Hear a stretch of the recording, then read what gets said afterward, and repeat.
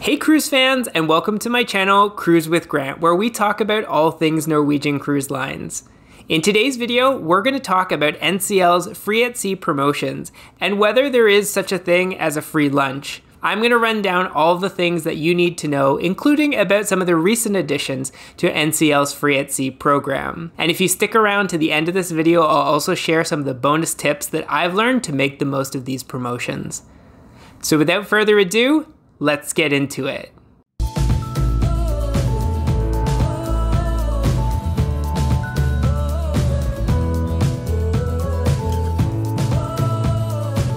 If you've been shopping around for a cruise with Norwegian, one of the things that's difficult to ignore is their free at sea promotions, which are splashed across their webpage and also are usually on the front of any promotional materials that they're sending out to your house.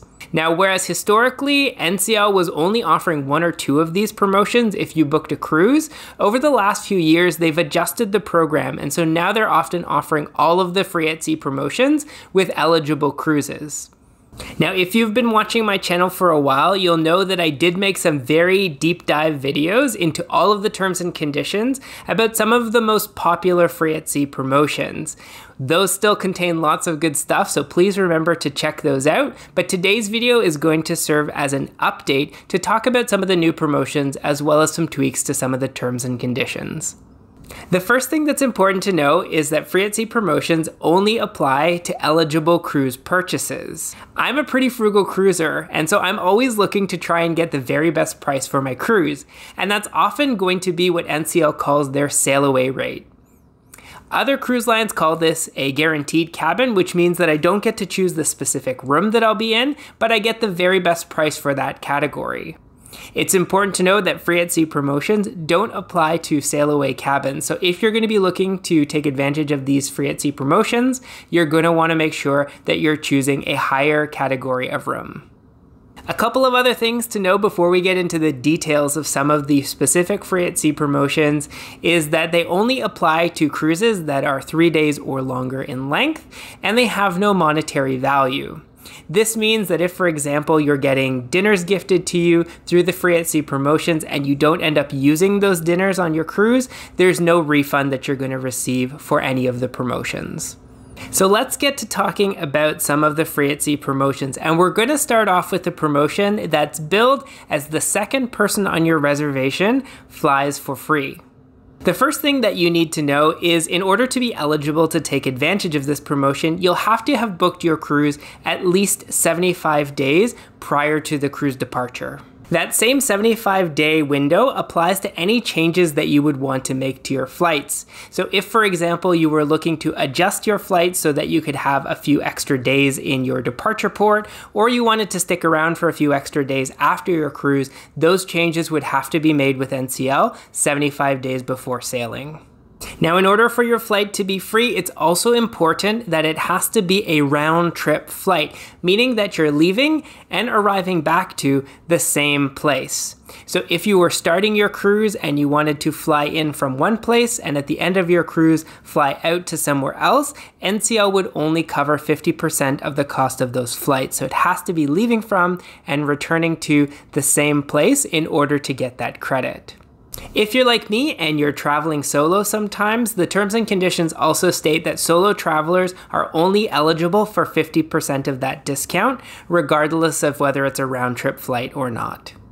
Before we move on to the next promotion, I just wanted to share, not from my own personal experience, because I haven't actually booked my flights with NCL, but I know a number of fellow cruisers who have, and oftentimes you'll get the details for your flight very, very, very close to your cruise departure. So if you're somebody who likes to make sure that you've got all of your details planned out early, then this particular promotion may not be for you. I've also heard of a few people who had hiccups where their flights were actually booked for the day or two before their cruise actually arrived into port. So something to be aware of is that you may have to be patient to get your details, and please make sure that you're verifying and contacting NCL as soon as possible if something doesn't feel like it's quite lining up. The next promotion that I want to speak about is the $50 shore excursion credit, and there's a couple of important things to know about this. The first one is that $50 credit is only going to apply for the first person on your reservation. So if you're traveling with two people, only one person gets the credit. Now, recently, NCL has introduced something called Free at Sea Plus, which I haven't yet made a video about. And if you purchase Free at Sea Plus, it does appear that you get that $50 credit for additional passengers where you've purchased that upgrade. Another really great feature is that if you are a Latitudes program member, meaning that you're entitled to a discount on shore excursions, this gets added on top of that $50 discount. So it can be big savings if you're looking at shore excursions. One of the things that I wanted to share from my own personal experience is that your Latitudes discount isn't always applied where you've got that shore excursion credit. There's a number of times in particular where I've booked excursions before getting on my cruise and then asked at the shore excursion desk on board, and they've noted that the Latitudes discount wasn't yet applied. And I don't know that they would have caught it if I didn't ask about it. So if you're purchasing excursions, in particular in advance of your cruise through the NCL website or the NCL app, you may want to check at the shore excursions desk while you're on board to make sure that your Latitudes discount was applied properly. For the next two perks, the open bar or the premium beverage package and the specialty dining perk, I'm not going to spend a lot of time because, as I say, I do have those deep dive videos that get into really good information about a lot of the details. But there are a couple of new things that I wanted to highlight for you. For the Premium Plus beverage package, one of the things I do mention in my other video is that it's not entirely free. You do pay a 20% gratuity on top of the value of the package. Now, as I covered in one of my other videos earlier this year, NCL increased the price of their premium beverage package, so that gratuity will have gone up as well. In my detailed video, you'll find instructions where you can actually remove the premium beverage package if you don't want to pay that gratuity because you think you're not going to make the best use of that program. I'll link that in the description below. Although the focus of this video isn't the Free at Sea Plus program, I did notice while I was preparing for this video that if you're looking to purchase Free at Sea Plus, one of the things that gets upgraded is your beverage package. So you get the Premium Plus beverage package, which may be a good fit if you're going to frequently be purchasing top shelf alcohol that's over $15 USD per drink. That may be an option that you want to explore further. Okay, now let's talk about one of my favorite topics on the channel, and that's food. Although I'm not going to spend a lot of time speaking about the specialty dining perk, I did want to share something with you that I've learned on one of my recent cruises. So when I got the specialty dining perk, I noticed that prior to my cruise through the NCL app and the NCL website, I was actually invited to purchase some additional specialty dining at a discounted price. So that's pretty great that in addition to getting a free meal, you also have the opportunity to purchase some additional dining packages at a discount. Now again, if you want to look at the Free at Sea Plus program, the part of what's included in the additional price you pay are some specialty dining meals. So that may also be something that you're interested in looking at.